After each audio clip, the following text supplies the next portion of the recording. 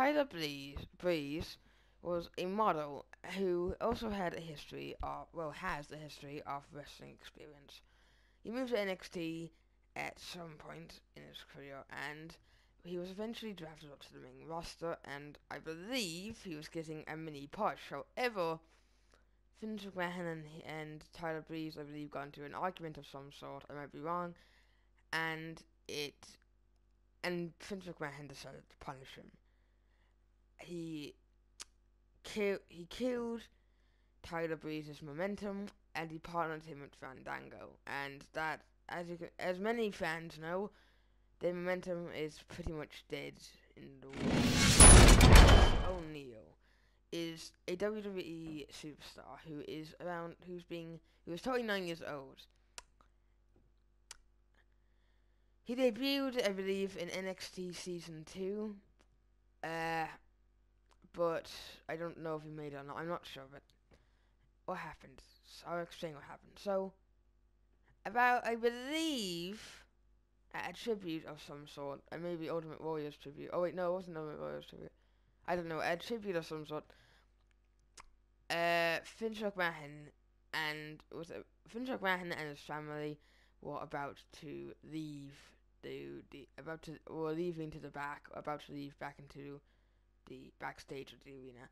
And Vince McMahon Titus O'Neil grabbed Vince's hand, trying to get him to let Stephanie McMahon, Vince's daughter, to go first. And Vince pushed him away. And despite putting him in the United States title picture, he made him lose the vote. He had him to get. Titus didn't win the championship and is being in the pretty bad downward spiral since.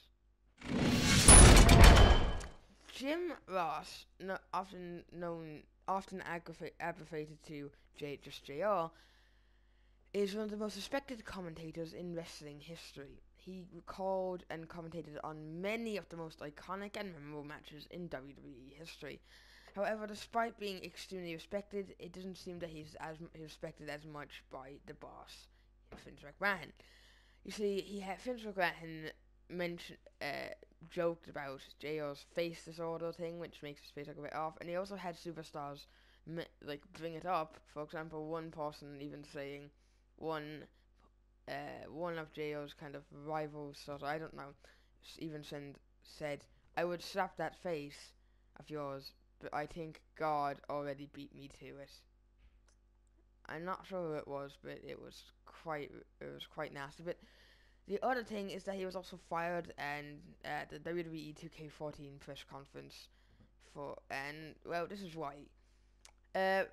Ric Flair, an NWA, AWA, whatever, NWA, and WWE legend, Hall of Famer Ric Flair was at the conference, but the problem was that he had lost his son, Reed, I think about a month or so ago, or a few weeks ago, I don't know. And he had drunk a lot, I think, or something. And he was kind of out of control at the thing. He was mad. He didn't really have a nice attitude. And JR was fired for not being able to control them. For God's sake, Vince, JR hasn't exactly helped for his chances of returning to the microphone in the WWE again, because he has shot at the WWE many times in things like in podcasts. He has appeared at WCPW's Refuse to Lose pay-per-view, commentating on that, and WCPW's matches are absolutely. There's 8 superstars who sold because of Vince McMahon's dislike.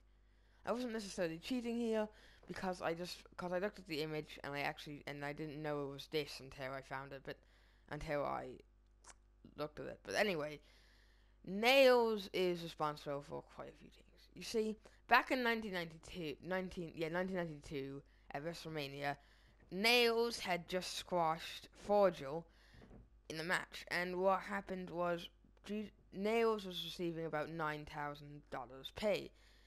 And that would be okay for a very quick day of work. But the problem is, he felt that because it was at WrestleMania, he felt that he needed more of the cut. So he went in to Vince McMahon's office while his friend, the Berserker, as his name was, stood outside, preventing any people from going in to intervene. And what he did was he argued with Vince McMahon over pay reasons and demanded a bigger share of the product. Vince declined this, and then Nails lost it. Nails went mad. He attacked him, he choked him, he punched him for 15 minutes before being separated. But I don't think that's it. You see, I believe, I could be wrong, that Nails is the person who brought up the steroid trial, which almost put Vince McMahon out of business. You see, WWE superstars, Vince McMahon has been handing out steroids to his wrestlers, and despite Hulk Hogan denying it, and also Macho Man, I think, or no, Hulk Hogan denying it, he was still, in deep trouble. So he did go after him for quite some time about the whole situation, but Vince McMahon somehow managed to survive this, and he had already fired Nails about the whole, choking him out thing. Punk.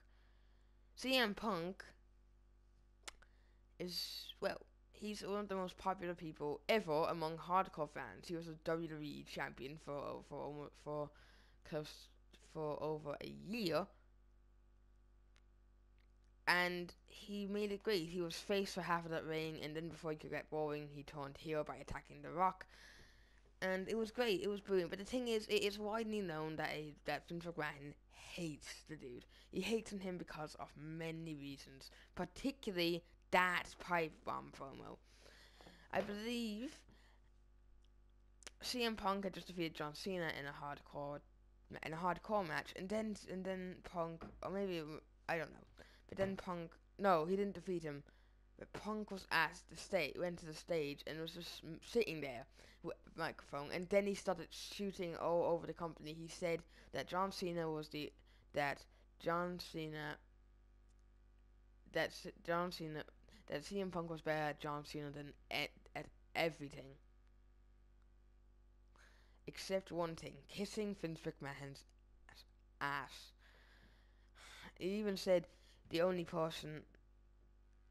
Yeah, he even said that John Cena was the best person to